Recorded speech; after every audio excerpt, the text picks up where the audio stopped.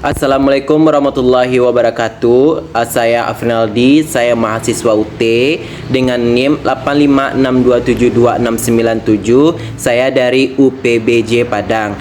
Pada kesempatan kali ini saya akan kembali mempresentasikan hasil praktikum saya, yaitu mengenai sifat cahaya. Yang dimaksud dengan sifat cahaya adalah serangkaian karakteristik yang mendefinisikan perilaku cahaya saat berinteraksi dengan materi atau ruangan hampa.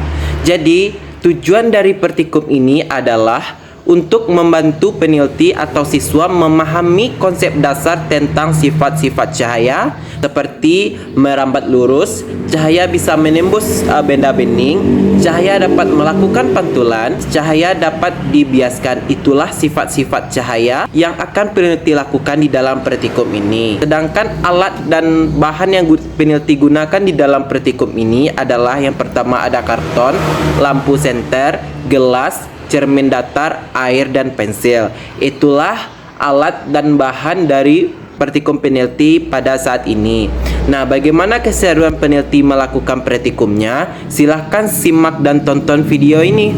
Teman-teman bisa lihat itulah alat dan bahan yang peneliti gunakan di dalam praktikum ini. Agar sifat cahayanya terlihat lebih jelas, peneliti akan mematikan lampu ruangan ini. Yang pertama, sifat cahaya merambat lurus.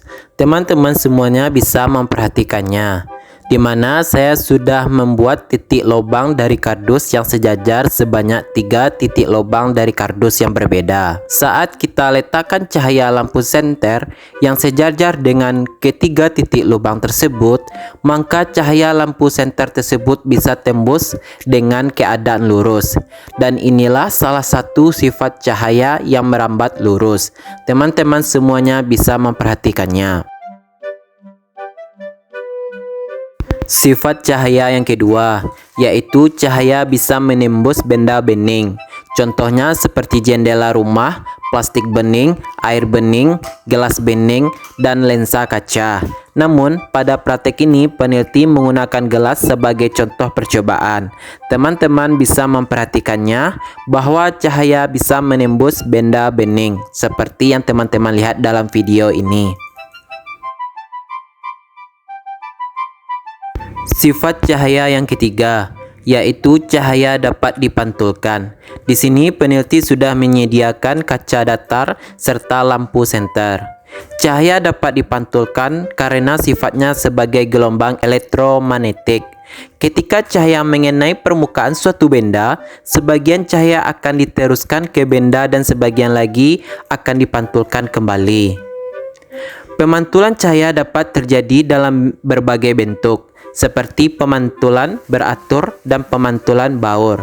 Namun dalam praktikum ini peneliti hanya menjelaskan pemantulan teratur seperti cahaya senter yang peneliti letakkan di kaca yang datar, sesuai yang ada di video ini. Sifat cahaya yang keempat, yaitu cahaya yang bisa bersifat dibiaskan. Contohnya seperti pensil yang peneliti masukkan ke dalam air gelas.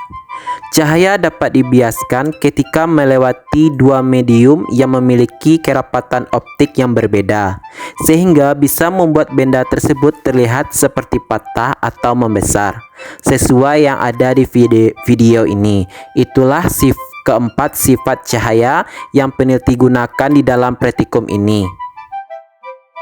Itulah hasil dari praktikum peneliti mengenai sifat cahaya. Peneliti menyadari banyaknya kesalahan yang peneliti sampaikan di dalam video ini, baik dari segi bahasa maupun dari segi penyampaiannya. Jika ada kesalahan kata di dalam video ini, baik disengaja atau tidak sengaja, peneliti mohon maaf. Nah, untuk itu peneliti ucapkan terima kasih.